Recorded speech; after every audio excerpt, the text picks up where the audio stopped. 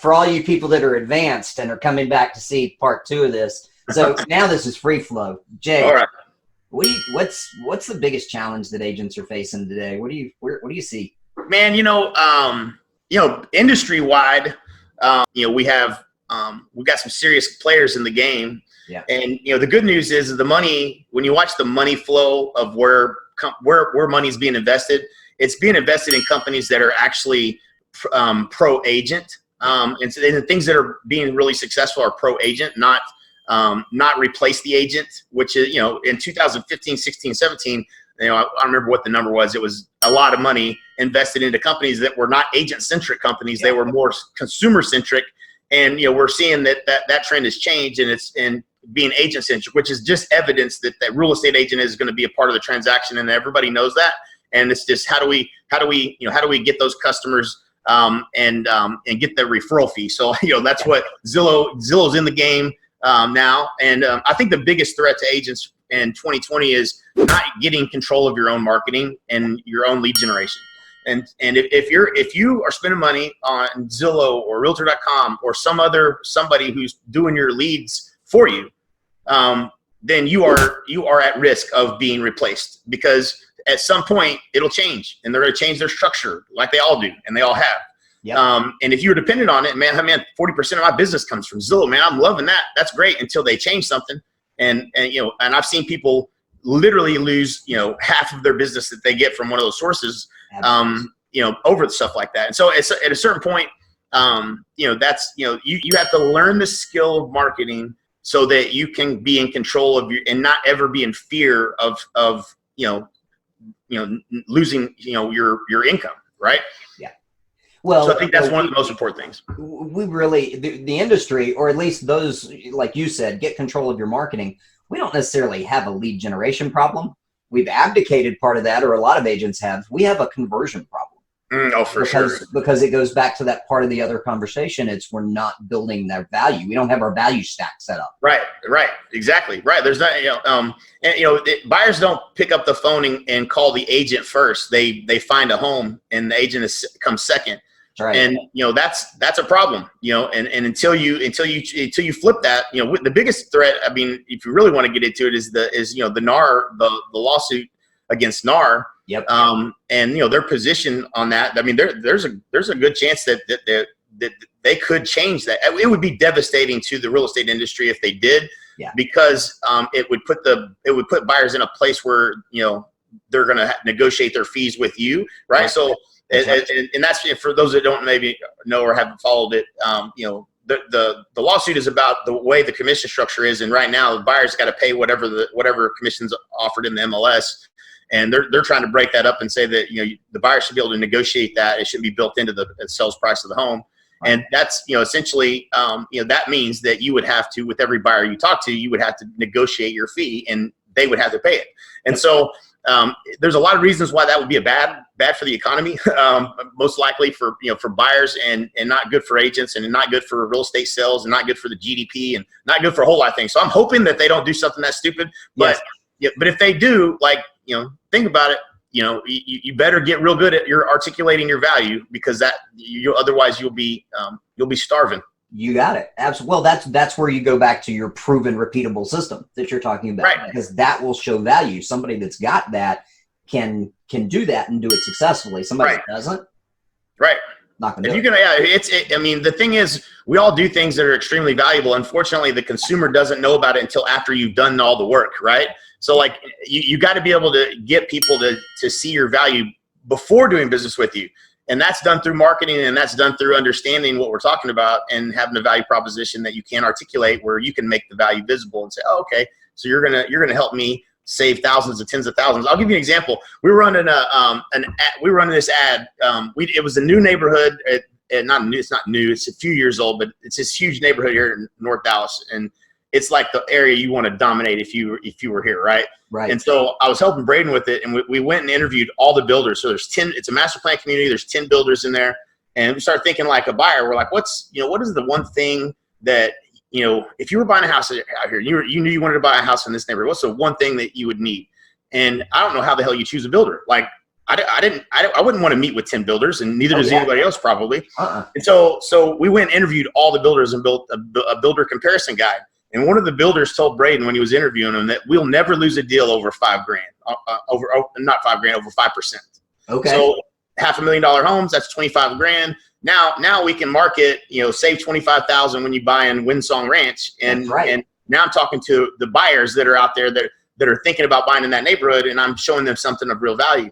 And so like, that's where you just gotta fall in love with marketing, because that's, marketing is where you can make all your, it's a crazy business. I mean, think about it. Braden made like 14 grand on his first closing. I'm like, he like took off for 2 months. You know what I'm saying? Like, stupid, but that's, like, it's a lot of money, and he, might have spent a couple $100 in ads, for a 20-year-old. Absolutely. Yeah. He's like, this is the greatest thing ever. I spent a couple $100. I make 14,000. Like, he used to go to the casino. He don't anymore. He just tries to figure out how to run more ads and sell more houses. I love it. I love it. Well, you keep coming back to this value piece of it. You're providing information, and you're building your value, but it's based on information and education to a consumer. Yeah. And that's huge. That's again something that sets you apart. It absolutely is, and and it's crazy. It's so easy, but it's for a lot of people, I guess maybe it's not. But once you start studying this, it really isn't that difficult. But I had a lender, and I'm not even selling real estate, but I had this lender that did a complex loan for me, and I had a guy that was asking me about it, and that's valuable information. Like, if I was today, I would have done a podcast with this guy, because he's doing jumbo loans that nobody's doing that I could find, and I wouldn't even know who to talk to, about this type of loan. And so, but there's probably a lot of people out there that there was at least one guy that I know that had the same problem I had. He was trying to get a loan, and so that's the kind of knowledge that you want to be putting out there. That's the kind of content you want to be putting out there. Be the most knowledgeable person. I mean, this dude is in California doing loans in Texas. I didn't even know. I would have never known to reach out to this guy. Yeah. But there's a solution for every problem, and figure out what your core market's problems are, and then how you're going to solve them, and then that's what you go build your content around. Yep. And publicize it. Publish. Get you find your voice. Yep. Yeah. Yep. Publish it, baby. I agree. Got it. I thought House Basic was doing it today. I didn't have podcasts back in the day. We didn't have podcasts. No. So I did a radio show, and it sucked because you couldn't, you listened at Sunday morning at like 10 o'clock, I think is when it went off. Or you didn't. Yeah, you can have a podcast today, and Al was doing his today with, this is CLE, this is Cleveland Live. Yes. And he's just interviewing, cool business owners and people in the community, and he's becoming an influencer in Cleveland because he's the one doing the interviews. And they're all, what are you going to say? No, I don't want to be interviewed on your podcast. Everybody wants to toot their horn. So Absolutely. You should be doing that in your community, and become the advocate for the community, and putting out good content, and just be genuinely interested in people's stories and helping tell their story. Those people are going to go share that with everybody they know. Yes. Their whole sphere of influence of these influencers is going to see this real estate guy, Al Stasic, doing an interviewing them. And you're subtly saying, I'm a real estate expert. You know what I mean? You're not talking about yourself, but this is such a brilliant idea. And podcasts are fun. No different than what we're doing here, man. We're just sharing knowledge. Well, yeah, and then, you do that, and then all of a sudden that restaurant owner or whoever it is, they put it on their Facebook, they put it on their Instagram, they put it, hey, look, Al interviewed me for his podcast. Yay, go listen. Right. All of a sudden, Al's got how many thousands of people just by... It's crazy. When he shares it, it gets shared, because people all know those people that are influencers in your market. And they all share the hell out of it. So it had 60-something thousand views, and over 100 shares, and it goes nuts. It goes viral. It literally goes viral in your marketplace when you put out good content. Yeah. As opposed to putting out your open house and your coming soon. If I see another damn Instagram story with you at your open house, I'm gonna lose my damn mind. Yeah. Right? That's what they all do. All of them. I know. It just stop it. It's bad. It's just not good.